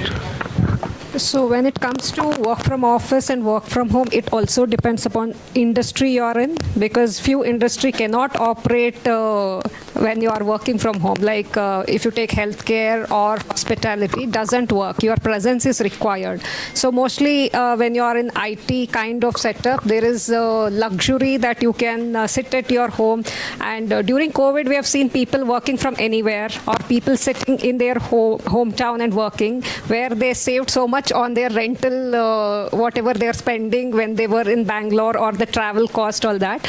So it also depends on which industry you are in, and it depends upon the manager, how the manager trust he has built with the team. So some managers are like, they don't trust, so they want you to work from office.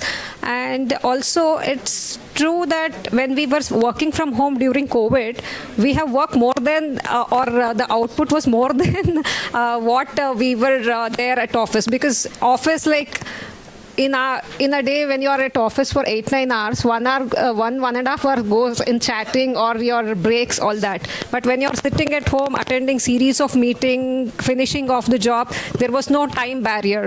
At least in office you are 9 to 6 kind and you leave. But when you're at home, it is like, it doesn't mind like what time you are doing the work, but you finish the work end of the day. So it depends with the expectation of the organization and the trust your manager has. Added to that, it also depends on the person, employee, how he's contributing, he or she's contributing. For example, I have seen many of my team members or in my organization, they don't log into the timings, so 9:30 to 9, we have flexi time, right? Until for 1 hour, I don't see them on the line, online. So as and when people start misusing these kind of facilities or benefits which organizations even know, then organizations tend to restrict them. So then all your geofencing and tracking the GPS where you're logging in from comes in. As I said, these are the ethical standards which we have to build ourselves, right? If we are ethical, we are committed to our work, we come on time and go on time. When you come to office, if at all you don't have hybrid, you start 1 hour before to office. Rather, why don't you log in 5 minutes before the working timings in your work from home? That's missing, many of people. I'm not saying pinpointing anyone, but that is missing. But in the way manager, if the manager has good relationship with an employee, that goes well. So I think I'm going to add a little to the question, more from a student's perspective, right? As you get started, I would say work from office. All of us who are sitting here, I think all that we spoke, right, that you're able to get your work done, we've worked more number of hours and so on and so forth. That was because you knew people, you've built that relationship before you were able to work from home. A lot of times what we miss out is, it's not what you're doing in office. You're going to observe a lot of people and learn from others. And that's not something you're going to get working from home or working from online. A simple thing like I'm sure all of us here are going to resonate more than you guys, but how many times people turn on their cameras without being asked to turn on for cameras? Right? So, and I will tell you, if I am not on the camera on a call, I am multitasking. I am not paying 100% attention to that call. Right? So you neither, doing what you want to do, nor listening to what it needs to be listened. To your first question of what are some challenges, right? Interestingly, we were talking about this before we got into the room. And I think the biggest challenge is being realistic and understanding that things take a certain amount of time to get done. So there's a large need for instant gratification. Like the minute you finish 2 or 3 months into the role, I've accomplished a lot, right? And my favorite phrase a lot of times is, why did you study schooling from LKG till 10th class? We could have just gone to 10th directly, right? It does take a certain amount of time for you to get there. So I would say learn to understand the pace. How fast is fast or how slow is slow is really a question you need to ask. There is difference between running a sprint and a marathon. Career is a marathon. You can't run it like how you run a sprint. So that's what I would say.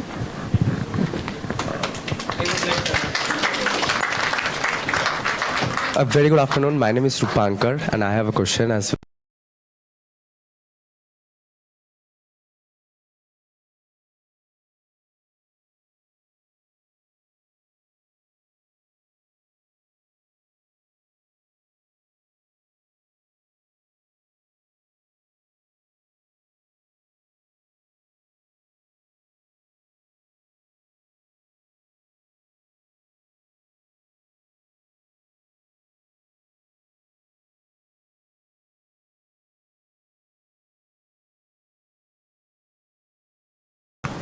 If I say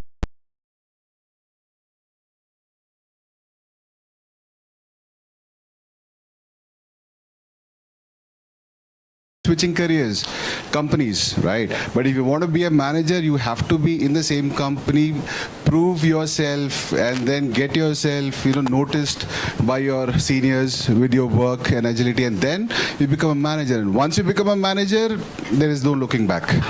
And also, when you grow up in ladder, whenever there is companies which are into laying off, the most people who are targeted are in the leadership because they have to save on the cost or different factors. They are the one who will be targeted. And if you are strong with your ethics and your, the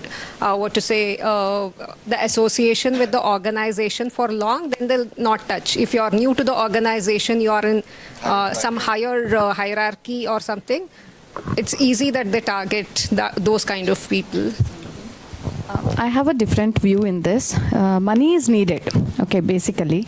And see, I see students, I mean to say whoever got hired, like they switched the job for months together. Okay, so it's like 11 months, they just changed the job. That is not something which is very ethical. But the thing is, when you go higher, it is like higher, it is always the slippery, okay. And in the meantime, like it is told, right, jack of all and master of none. It should not be in that way as well. You learn something, and if it is something you feel it is stagnant, then it is obviously it is okay to change, not probably within a year or something, because company has put so much of efforts only for the trainings and manpower and so many things. So just respect those things as well. Then probably you take your call, know your values, what you need. Okay. Yeah. I will add the one last more. Yes. It's exactly what Poonam said earlier, right? It is not a sprint. So you will need to develop your expertise over a period of time before you move. So or else you have not completely, saturated the learning in that particular position that you would have joined in. And it is also about self-introspection. Where do I want to do? Where do I want to go? Is this position helping me achieve my career goal? These are questions that you need to ask yourself before you make that switch. See, some workplaces could be toxic. Nobody would want you to stay there. You would want to make that switch, or else you're going to stagnate and you're going to lose your career. So self-introspection is very, very important when you make these kind of decisions. Sorry, Shashi. I was about to say the joke. Thank you so much. Sir, I would like to add a question. Companies hire candidates based on bonding period, like with 3 years of bond and 5 years of bond. I was recruited like that only. So college? Like I had a bonding period of 3 years. So after working 1 year, I had change of mind that I need to do MBA. So I came here. But similarly, my colleagues, few of them had 5 years and similar 3 years bond in every companies which they get placed into. But being a manufacturing company, as per the discussion, they also showed gender equality and they hired female candidates also. But later on, those female candidates, they, due to personal reasons, they like marriage and other things, they wanted to leave from the organization after 1 or 2 years. But HRs are not supporting. But in this case, like, do we have any kind of policies favor for employees? So I totally empathize with your situation, and whatever you said is not legal. Let me put it there. It's not legal. So number one, it goes to my previous answer, a toxic workplace. So did you know that there will be a bond for 3 years and you took a conscious decision to join there? So that is where you should have answered yourself. I don't want to talk more. I think Shashi wanted to add. I'll just pass on the mic. So if you look at many matured organizations are coming out of the bond, right? Now the matured organizations will be bond only for the training period. If you undergo. Oh, sorry.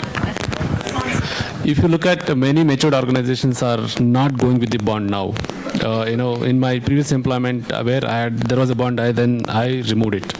So it also goes by the leader, the renowned thought process leader or the old timer. So they will do the ultimately what organizations look at least 2 to 3 years in a career in the organization.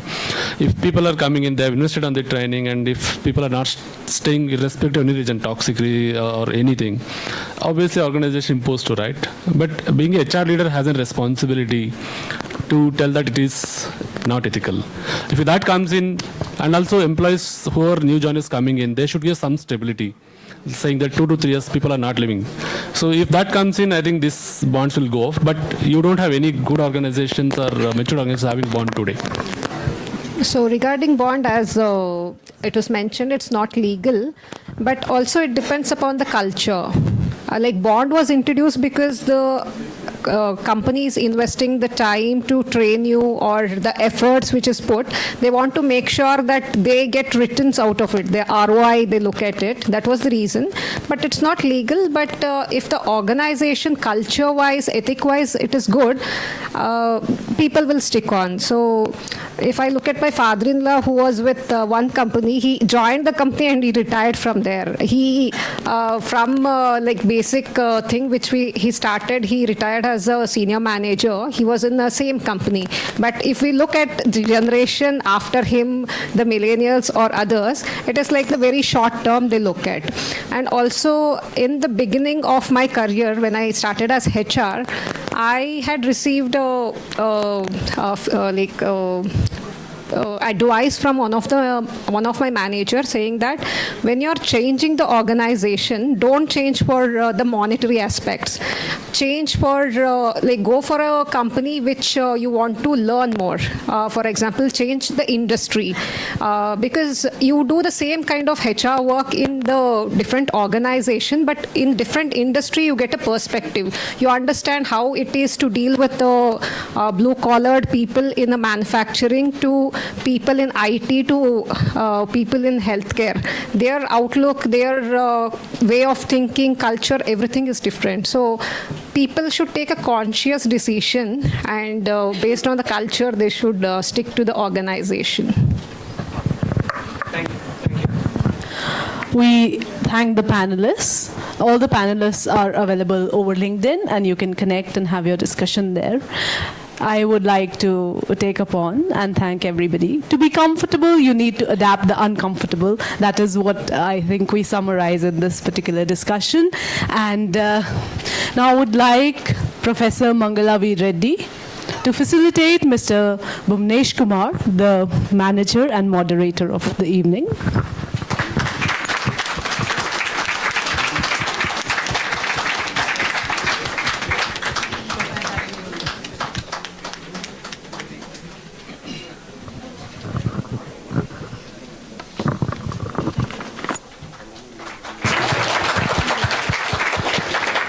I would like to call upon Professor Vijayashree to facilitate Ms. Poonam Mandava.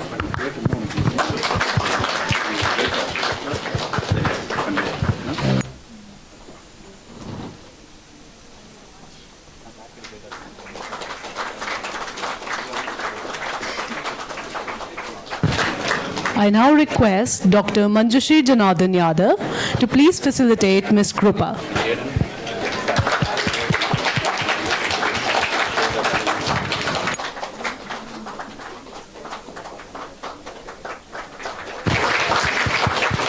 I request Professor Akriti Gupta to please come forward and facilitate Ms. Jaya Bhavya.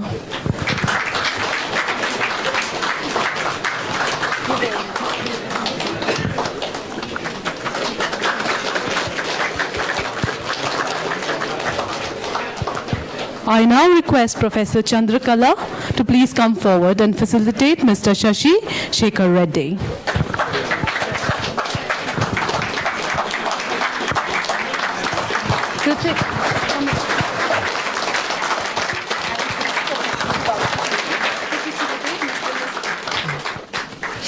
I request Professor Sivakshi Sarma to facilitate Mr. Nazib.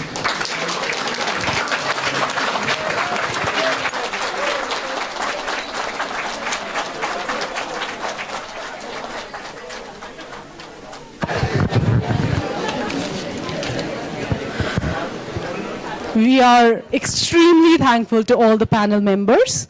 We shall now break for lunch. Just a minute. No, I was just saying we'll take one group photo.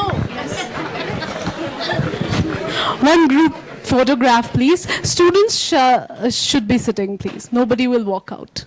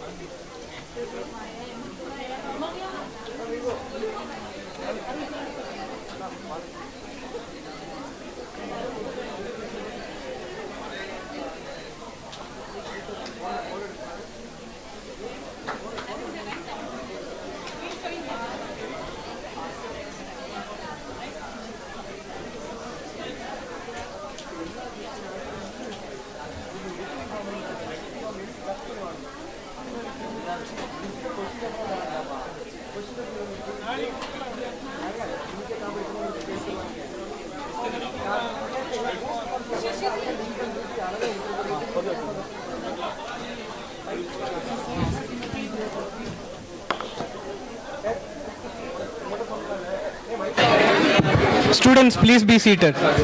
Students, please be seated.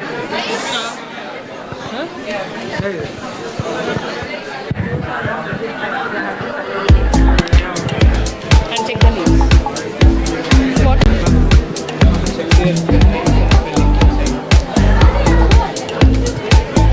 Bye now.